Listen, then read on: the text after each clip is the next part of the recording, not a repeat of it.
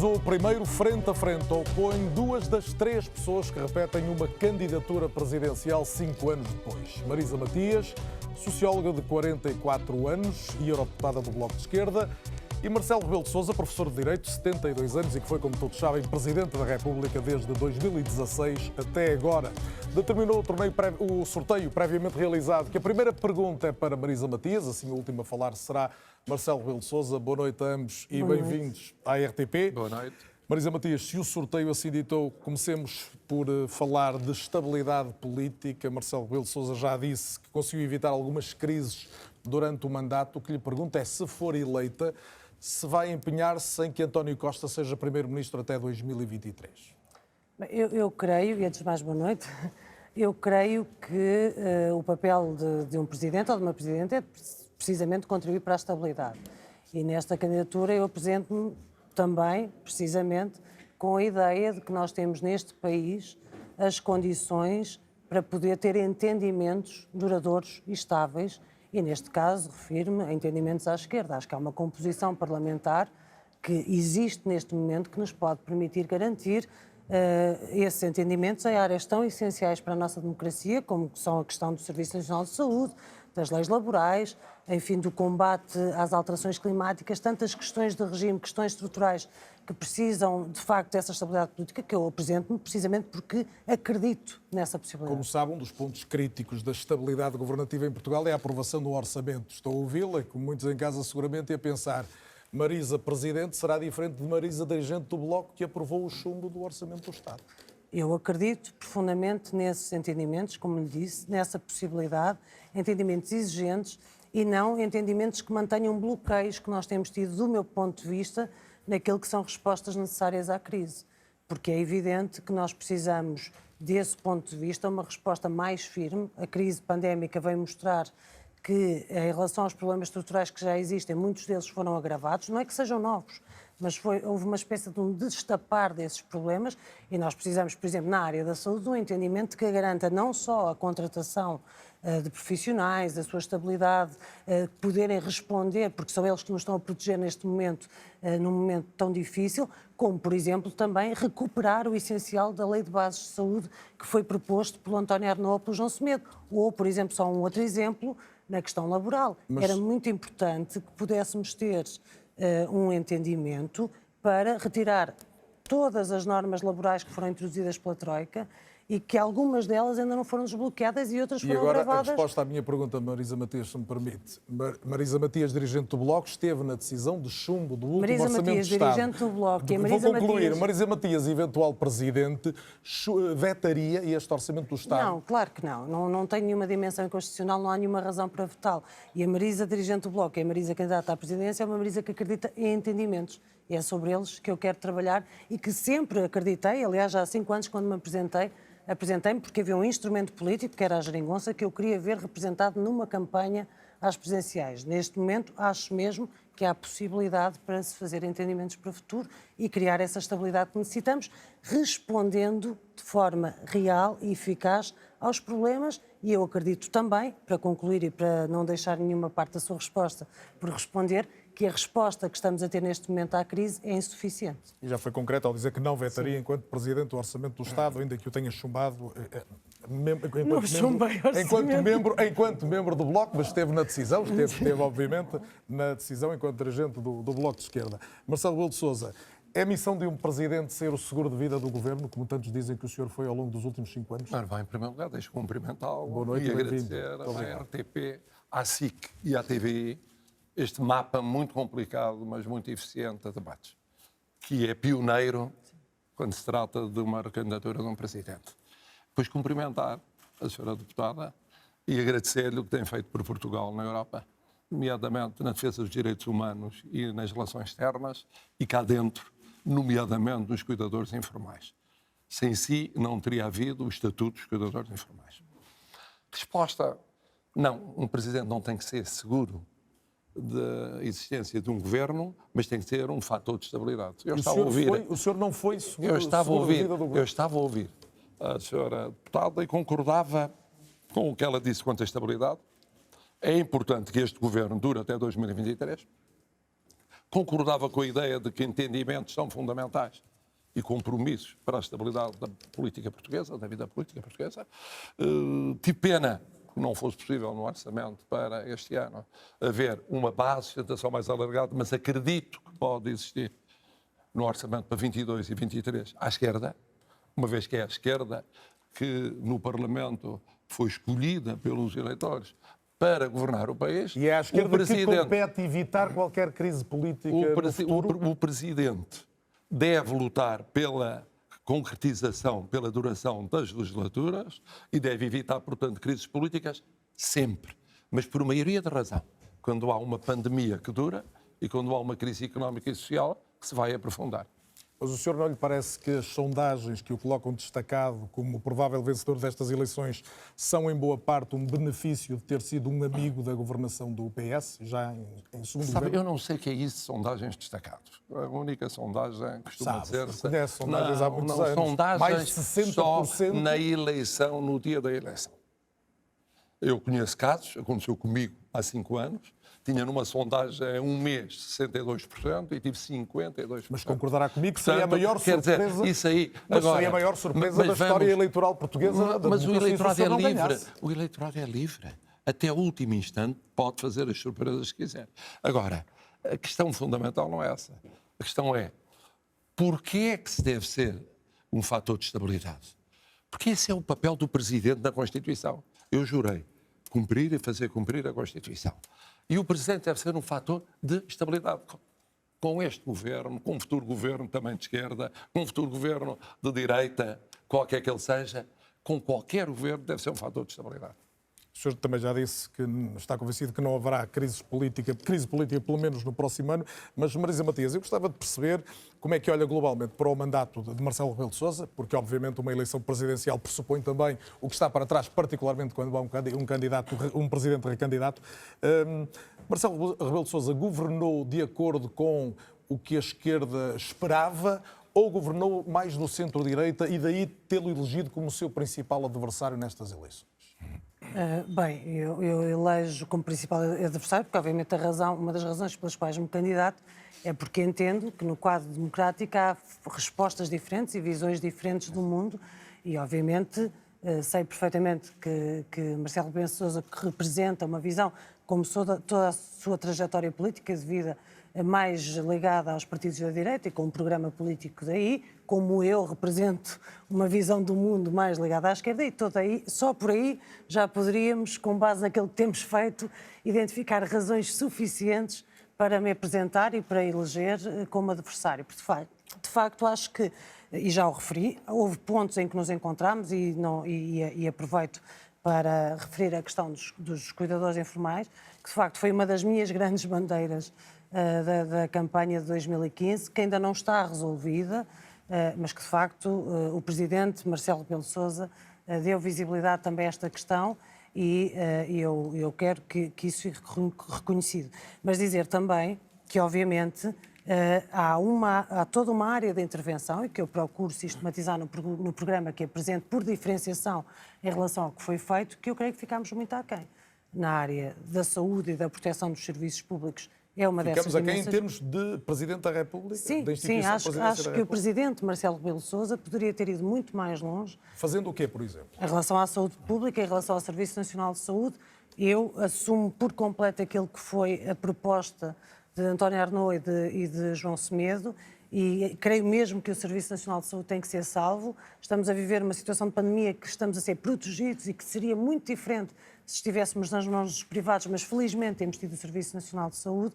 Mas a verdade é que a Lei de Bases de Saúde não foi cumprida na sua totalidade e muito se deve... E responsabiliza mais o Presidente do que o Governo? Não, eu já lá vou chegar. Acho que eu, aliás, ainda há pouco tempo, numa entrevista, referi isso. Ou seja, esta é uma daquelas áreas em que eu creio que houve limitações impostas à Lei de Bases de Saúde, tal como foi definida por Arnaud e por Semedo, tanto do lado do Governo como do lado do Presidente. E por isso mesmo, do lado do Governo, por variadíssimas razões, que não é com o Governo que estou em debate nesta matéria, e do lado do Presidente, na insistência e creio que na crença que tem da necessidade da pertença dos privados neste quadro. Eu Como isto é um debate, é útil uma réplica? Sim, mas Marisa? deixe-me só concluir. Mas tem assim, que concluir sim, o pensamento. O pensamento, e assim fazemos a réplica em relação a tudo. E desse ponto de Tenho vista... permitido a conclusão. Sim, exato. E eu vou procurar ser mesmo muito Aqui breve. isto é um ponto central. É um ponto central da diferenciação das nossas candidaturas. O Presidente Marcelo Rebelo de Sousa, de facto, exerceu a sua influência mantendo os privados.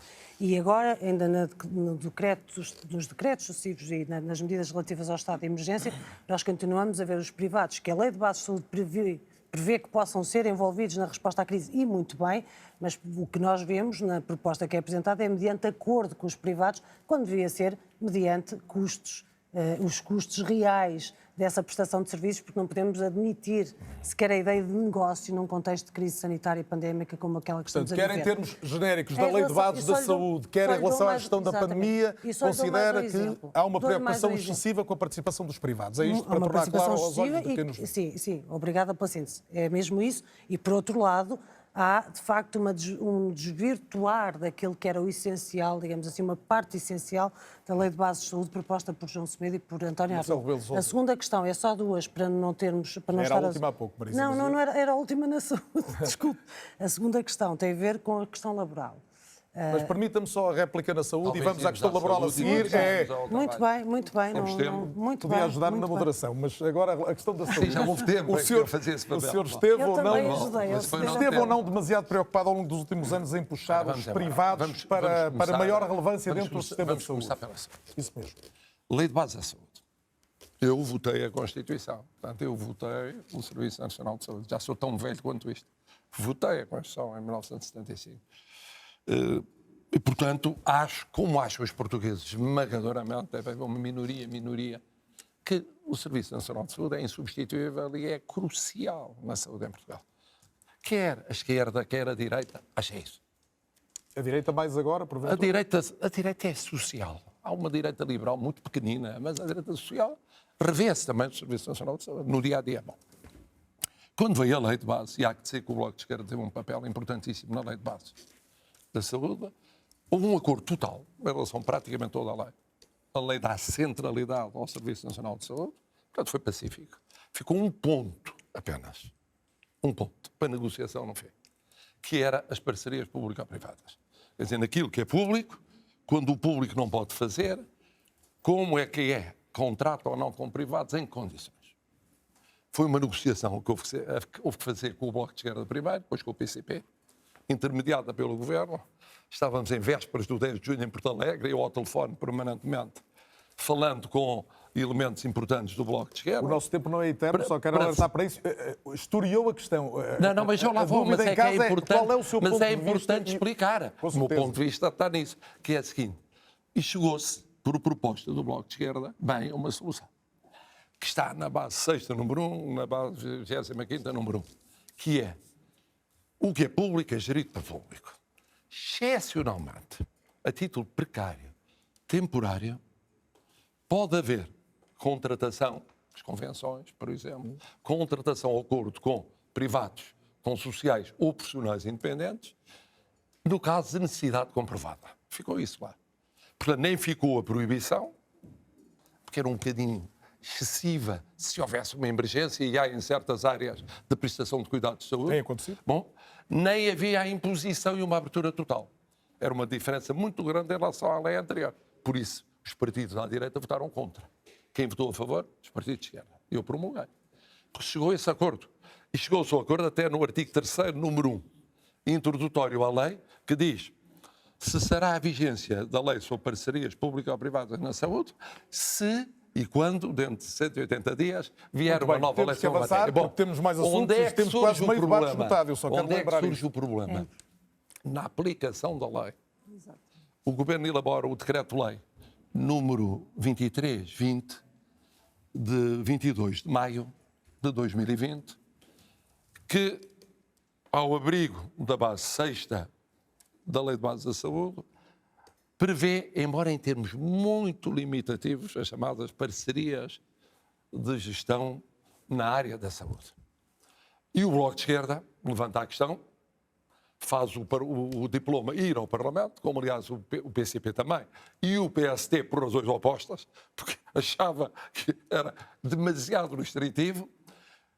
E é verdade que o Bloco de Esquerda se opõe, e fica sozinho nessa votação, se opõe à continuação da vigência, porque o próprio PCP se abstém e os verdes se abstêm. E, portanto, quer dizer, de facto, é verdade que o Bloco de Esquerda consistentemente tem uma posição que, mesmo com todas as restrições, é mais drástica e fica isolado no Parlamento, porque é o único que vota efetivamente contra a aplicação da lei para a saúde. Em relação a este processo, eu acompanhei. E, portanto, sim, eu não devido. Eu acompanhei. Em relação a esta resposta.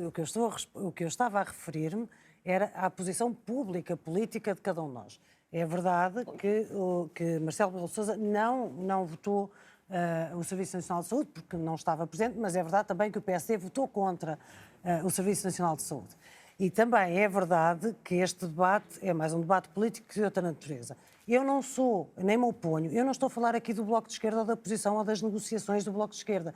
Eu estou a falar daquele que é recuperar a essência da Lei de Bases de Saúde proposta por António Arnaud e João Semedo. Em relação a isso é diferente. E, portanto, nós percebemos mas isso o Bloco de Esquerda fez. Mas nós percebemos rápido... Há que prestar essa homenagem. O Bloco de Esquerda foi até ao fim coerente com essa posição. Claro, mas eu sei qual foi... Está a pescar o olho mais ainda. Não estou a pescar. Não. A prova de que não estou a pescar... Já dizem a prova de que eu não estou a pescar é que eu o promulguei o diploma de aplicação de Lei de Base de Saúde contra o qual foi o Bloco de Esquerda. Portanto, o Bloco de Esquerda foi uma voz isolada no Parlamento, dizendo esta solução adotada pelo Governo e promulgada pelo Presidente não é a que nós defendemos. Exatamente. Portanto, foi o que disse a senhora deputada, cá está uma diferença entre os dois. É uma diferença importante sobre o papel dos privados na saúde, porque nós vimos com a pandemia quais foram os primeiros a fugir às obrigações. Eu não digo, na linha do que foi dito por Marcelo Rebelo de Sousa, eu não digo que não devemos usar a capacidade toda instalada. Devemos. E em situação de pandemia, por maioria de razão. Claro, mas depois é uma terceira questão. Não, desculpa, eu quero há um voltar à ponto parte que levantou do que eu trabalho. tenho que também especificar, porque Tem que é ser bem levantado, que é que reais, no não é decreto para de fazer estado de negócio. emergência, ora bom, no decreto de estado de emergência, Está de acordo. bom, aí prevê-se que quando estritamente necessário se recorra a privados e sociais. Preferencialmente por acordo. Não se diz só por acordo. Preferencialmente por acordo. Vamos se não ao for por estado acordo, de emergência, se me permite. não é por acordo. Tenho mesmo que e com avançar no indemnização. debate. Eu sei que Mas, apesar conseguem de tudo, entender-se, mas eu aqui apesar tenho de que tudo, avançar o Bloco mesmo. de Esquerda Marcelo Rebelo de Sousa acabou de falar do estado de emergência. É uma questão crucial. Surgiram algumas notícias de, consoante os dados que irá dispor na próxima semana, e vai ouvir os partidos já na segunda-feira, poderá avançar para um estado de emergência de 8 dias ou de novo para o limite de 2 semanas, como consta da lei. É verdade que tem esta dúvida?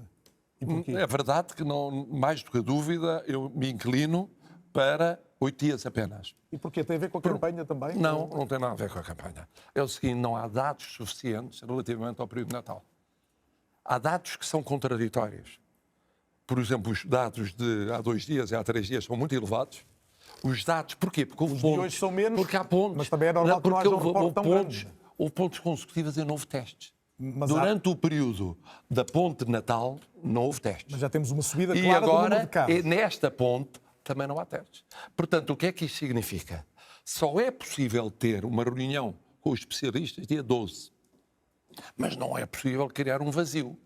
Portanto, para não criar um vazio, mas também não há uma ideia de renovar facilidade numa altura em que não, os pelo casos contrário, crescem. renova-se com o mesmo regime durante 8 dias, se os partidos concordarem, se o Governo concordar, se a Assembleia autorizar, para dar tempo para se ter um conjunto de dados que permita encontrar uma solução que aponte para um mês. Marcelo Rebelo de Sousa atende a esta solução. Marisa Matias, parece-lhe razoável neste quadro de sucessivos estados de emergência? Eu creio que em relação aos estados de emergência nós devemos seguir as recomendações que temos das autoridades de saúde e do conhecimento científico disponível. Portanto, desse ponto de vista, acho que temos que ter a responsabilidade de responder. Não é só a questão, para mim, relevante, não é só a questão de qual é a duração do estado de emergência, é para que é que ele serve. E desse ponto de vista, registro que tem havido um pedido sistemático às pessoas para cumprir rigorosamente com medidas avançadas do estado de emergência de forma a proteger a sociedade, e esse pedido que é feito às pessoas não é acompanhado pelo nível de proteção social que deveria existir. Nós vimos no caso da pandemia, as primeiras pessoas a ficarem sem chão, sem nada, foram as pessoas precárias. E nós não temos medidas à altura para reverter a lei laboral que foi introduzida pela Troika. Houve várias tentativas e ainda não foi feito. E neste mandato, inclusivamente com o contributo também do Sr. Presidente, agravámos ainda situações de precariedade ao aumentar, por exemplo, o período experimental de 90 para 180 Quando houve dias. o Presidente da República recandidato dizer que no orçamento não se foi tão longe quanto era possível em matéria social, o que é que isto lhe sugere? Não, repare, eu não tenho nenhuma dúvida que o Presidente, quando faz essa declaração é como Presidente, tem preocupações sociais genuínas, não tenho nenhuma dúvida como eu tenho, e, portanto, acho bem que essa dimensão seja introduzida. O que é preciso a gente perceber é que a forma como olhamos para essas preocupações sociais é uma forma muito distinta, ou seja, a nossa forma de ver o mundo encara de maneira diferente. As desigualdades, para mim, não são um desvio das políticas que temos neste país.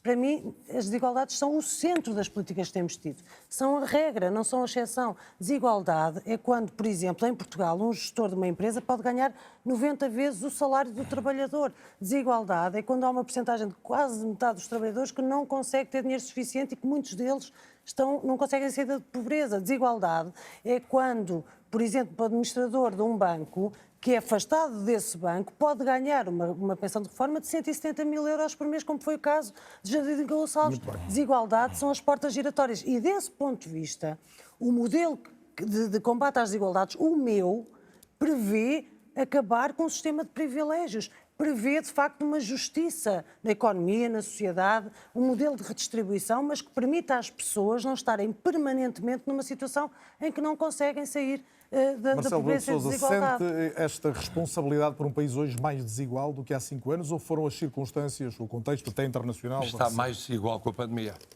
Então, houve um esforço de aprovar medidas, por exemplo, contra a precariedade. É verdade, diz a senhora deputada, que é um problema em Portugal que vinha atrás de precariedade. Os dois governos, tomaram medidas, mas a minha pergunta nomeadamente da concreta, legislatura anterior, contra a precariedade. concreta. Não foram tão longe quanto poderiam ter isso. Em quê? Nomeadamente, o que é que concretamente gostava de ter visto? Designadamente no último orçamento, quando o senhor fala nesta questão social. Designadamente o orçamento de 2020 ficou trucidado pela pandemia. Mas o De 2021 facto, é verdade, não necessariamente. no orçamento para 2020 mas previa um conjunto de medidas e, de facto, aí o Bloco chamou a atenção mas que o senhor agora, se me permite, do orçamento para permita-me isto só 2020 porque não senão foram executadas por causa da situação. Mas quando o senhor fala em ir um pouco mais longe, no ênfase social, creio que é a sua expressão, Sim, e já mas estamos a falar no orçamento para 2021, eu e eu sei. gostava que concretizasse. Quando há um aumento do salário mínimo, há de novo um aumento extra de pensões, o que é que podia ser mais? Não se importa de me deixar explicar agora, o que é que podia ser mais?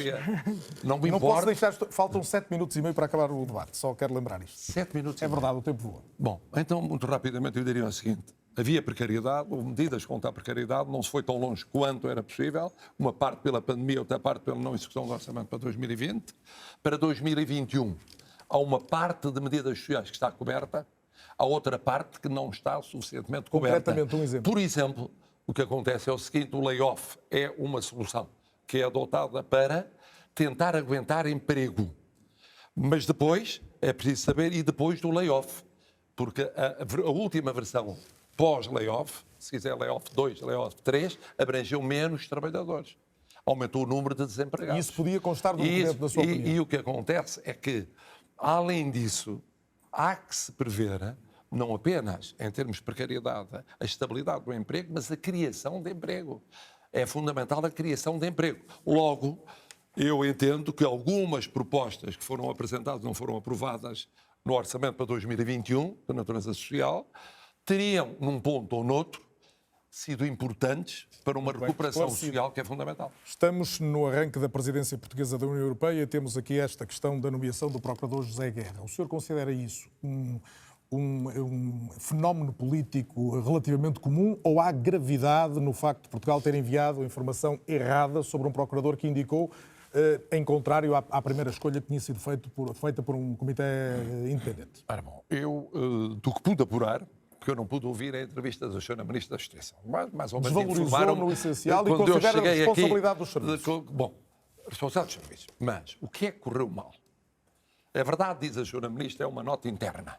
Uma nota que foi enviada para a REPER. A REPER é a representação diplomática de Portugal junto da União Europeia. Mas há 3 ou 4 pontos que são lamentáveis.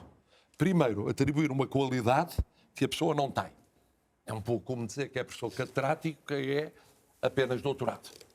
Segundo lugar, o dizer que dirigiu uma determinada investigação, no caso do GT, quando representou em tribunal, não dirigiu. É diferente. Terceiro, o próprio, parece que veio hoje reconhecer, que não liderou a equipa que investigou a Junta Autónoma das Estradas. Ele próprio diz, eu não pus isso no meu currículo. Como é que é possível aparecer no currículo essa realidade? E como é que é possível haver uma nota num tema? Pensei que é uma nota interna. Mas o tema é sensível. Mas é um tema sensível e enviar diretamente uma direção-geral para uma embaixada. Porque a REPER é uma embaixada. Porque era uma nota enviada logo depois de um parecer de um conjunto de especialistas europeus que se tinham inclinado para outra E o solução. senhor adivinha a pergunta Ou seguinte, seja, e há responsabilidade política ou seja, da eu parte da ministra? quero ainda mais informação, mas o que eu pude apurar nestas 48 horas foi que há aqui um desleixo. E é um desleixo de uma matéria que tem projeção internacional. E, É portanto, verdade que é um responsabiliza desleixo numa nota interna, pode não ser um desleixo decisivo naquilo que foi a posição de quem acabou por optar, mas que é lamentável, é lamentável. E com responsabilidades políticas a serem retiradas ou não? Isso só pode ser depois de apurar exatamente tudo o que se passou.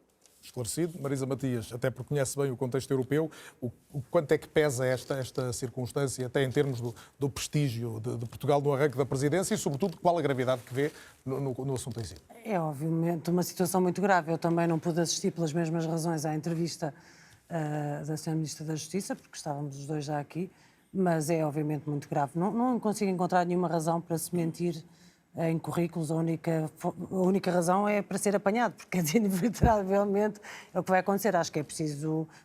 Acho que se deve exigir esclarecimentos, mas de facto, gostava de ter ouvido a Sra. Ministra para poder falar com mais conhecimento de causa. Quais foram os momentos mais baixos da presidência de Marcelo Rebelo de Sousa? Olha, eu já referi que temos divergências e, portanto... Essas são as divergências, mas são depois há divergências. casos concretos. A questão dos incêndios, a questão de tanques, agora a questão do CEF. Bem, em relação à questão do CEF, já o pude dizer várias vezes e, de facto, acho que numa situação tão grave como esta, que é um cidadão morrer às mãos do Estado português, não era justificável o silêncio. Que não houve. Que eu falei nisso logo no começo, em abril. Mas o contacto com a família do cidadão... Isso, de facto, foi uma opção do Estado. Ou seja, sim, mas... Admito que seja criticável, mas foi uma opção que eu tomei, achar que não devia ser o Presidente da República a substituir-se ao CEF, a toda a hierarquia do Estado nesse contacto. Mas, enfim, admito que sim. Como já referi, o acordo que se fez ao nível do Bloco Central para alargar o período experimental foi um ponto que também, do meu ponto de vista, muito negativo, porque nós vemos bem na pandemia, foram precisamente estas pessoas precárias e, sobretudo, as que estão em período experimental, as primeiras a ficar sem ganha-pão e estão numa situação muito difícil. 3 meses de período experimental já era imenso, passar para 6 meses é, do meu ponto de vista, inaceitável, e houve várias questões que, não dizendo pontos necessariamente baixos, são ausências muito significativas no mandato. A ausência da vertente laboral, da defesa dos direitos laborais. Nós vemos tanta gente em luta neste país, as ex-trabalhadoras da Triunfo, a Cristina Tavares... Está a acabar o meu tempo, já está identificada mais a questão laboral. Marisa, deixa-me perguntar... A questão dos jovens, deixa-me só dizer, tivemos jovens a trazer questões políticas super relevantes, como a questão climática, a questão do combate contra o racismo, da igualdade, dos direitos das minorias sexuais, etc, etc. E eu não vi o Presidente a ir ao encontro dos jovens. Eu acho que isso nós não podemos... Há muito discurso... O vosso tempo está sensivelmente idêntico. Há muito discurso de que os jovens não se interessam por política e que são desligados. Eu acho que, pelo contrário, têm tido um contributo extremo e que não têm sido devidamente... Eu ia terminar com 2 perguntas para as quais pedi respostas muito rápidas. Logo a seguir a uma outra questão, que vai ter de ser também de resposta rápida, mas queria trazer, até porque há temas que não convém andarmos a repetir e este é importante. Uma causa que lhe é cara a Marisa Matias é a questão da eutanásia. O referendo foi chumbado, Sim, claro. Os 5% projetos aprovados estão em fase conclusiva de legislação. O que é que espera que faça o próximo Presidente, que provavelmente está à sua frente?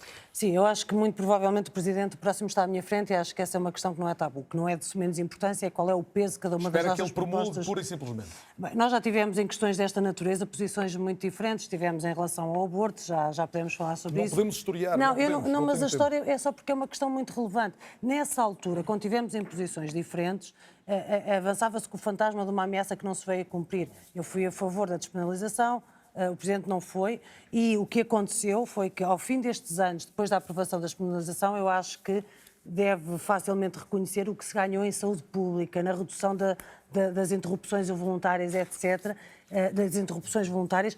Acho que foi um ganho para todos nós. O mesmo em relação à eutanásia, é uma questão de sociedade, é uma questão de progresso. Eu sei que se tem invocado questões constitucionais, mas eu não vejo em nenhum dos Deixe-me ouvir a artigos, resposta de Marcelo Rebelo de Sousa, até porque o tempo está mesmo a acabar. Nem no 24, Havendo um deixa-me só dizer, eu acho que entendimento... Marisa, agora não posso deixar mesmo. Havendo um entendimento tão incomumente, eu diria, alargado, com várias forças políticas a contribuírem para o mesmo processo legislativo, é de supor que o senhor não tenha dúvidas e não envie para o Tribunal Constitucional o documento? Eu tenho de ver o diploma. Não há diploma Não ainda. exclui hipótese nenhuma Infelizmente, até lá. houve um atraso no grupo de trabalho e na Comissão, mas espero que seja recuperado em janeiro, a tempo do diploma chegar às minhas mãos.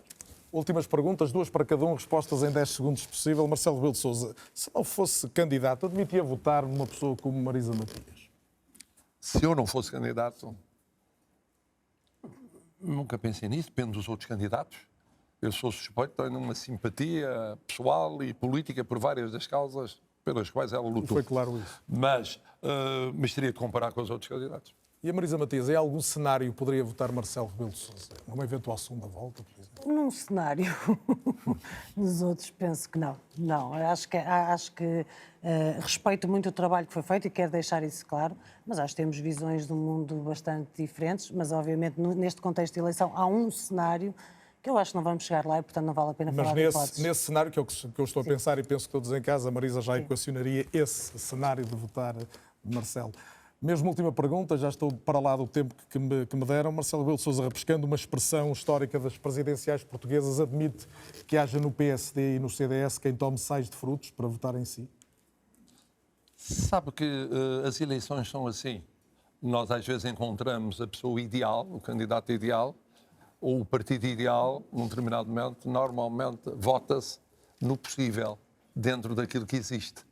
É a minha experiência, embora eu, em termos partidários, tivesse sido muito constante no meu voto, mas admito que, quando se trata de pessoas, aí as pessoas escolhem, não necessariamente o ideal, mas aquele dos possíveis que é o melhor dos possíveis.